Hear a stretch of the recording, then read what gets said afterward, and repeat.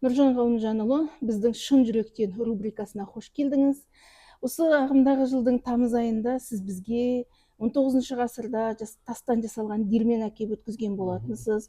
Сол диірмен жайлы өзіңіз қысқаша ғана бізге айтып өтсеңіз, қай жерден табылды ол диірмен, қандай жағдайда табылды, бұл қандай экспедиция болды, көрермендерге енді түсінікті болу үшін соны айтып кетсеңіз. Жалпы есім Рахымбай Нұржан Ғалымжанұлы болады. Мен осы Қарағанды облысы бойынша жерлерге зерттеп қару, шаруашылық жүргізу, мемлекеттік кәсіпорын жаңағы институтта жұмыс істейміз. Біздің жалпы жұмыс немен айналысамыз? Біз жалпы жерге ауыл шаруашылық мақсатындағы қолданылатын, пайдаланатын жерлердің топырақ зерттеу жұмыстары, геоботаникалық зерттеу және одан басқа жердің балбанитетін анықтау, тағысын тағы басқа да осы жерге қатынасты жұмыстармен айналысамыз.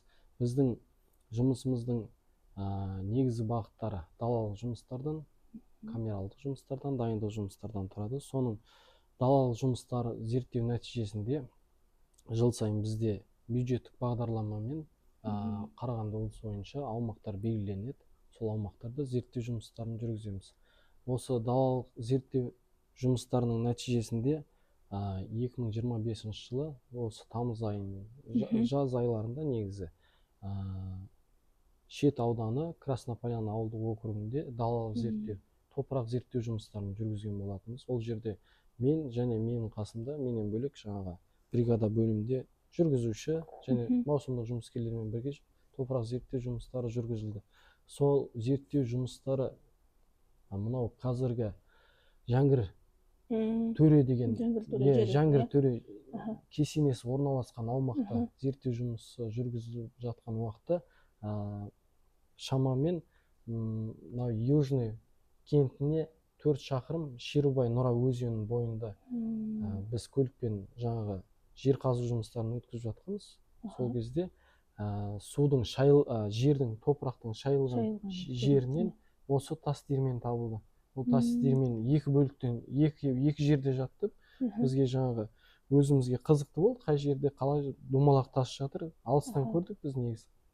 Жақына қарап қараса, ортасында тесігі бар, айналдыратын жанында тесігі бар, екі жақтан құралған осы бұрынғы заманда қолданылған, шамамен 19 ғасырға сәйкес келетін сол тас диірмен табылды сол жерден. Сосын өзіңізге фотоларын бәрін хабарласып, фотоларын жіберіп, енді оны бір тастап кетуге, бұны лақтырып жіберуге біз қимадық ол жерден. Бірден өздеріңізді танитын болғандықтан, білетін болғандықтан хабарласып, осында келіп тапсырдық. Рахмет сізге көп. Енді біз бұл тас диірменді көріп отырмыз, табиғи тастан жасалған, иә? Енді жаңағы су шайып кеткен жерде өтсіз, соған қарағанда ол жерде қоныс болған ғой, адамдар тұрған. Сосын біз сол жерді ауылды енді зерттеу жұмыстар жүргізгеннен кейін біз ауылдың әкімі бар, сол тұрғылықты ауылмен хабарласып, тұрғындармен сөйлестік. Ол жерде бұрынғы осы 19 ғасырларға дейін Жәңгірдің өзінің ауылы болған екен. Жәңгір төренің өзінің, енді Сәкен Сейфуллиннің келіп жасырынған жері дейді бұрынғы тарихи нелерде. Ол жерде бұрынғы ауыл болған екен негізінде. Енді қазіргі жағдайда ол ауылдың ізі ештемесі көрінбейді ол жерден. Енді менің ойымша өзеннің бойында орналасқандықтан көп нәрсе шайылып, ауыл түгелімен может солай судың астында шайылғандықтан көрінбей қалды ол жерде. Жақсы, рахмет сұхбатыңызға. Мен енді тағы да қысқаша айтып кетейін. Нұржан Ғалымжанұлы Рахымбай, Қазақстан Республикасы Ауыл шаруашылығы министрлігі жер ресурстарын басқару комитетінің жерлерге зерттеп қарау жұмыстарын жүргізу мемлекеттік институты Қарағанды облысы бойынша филиалының бөлім басшысы. Әрине, бұл тас диірмен бізге қайырымдылық мақсатында өткізіліп отыр.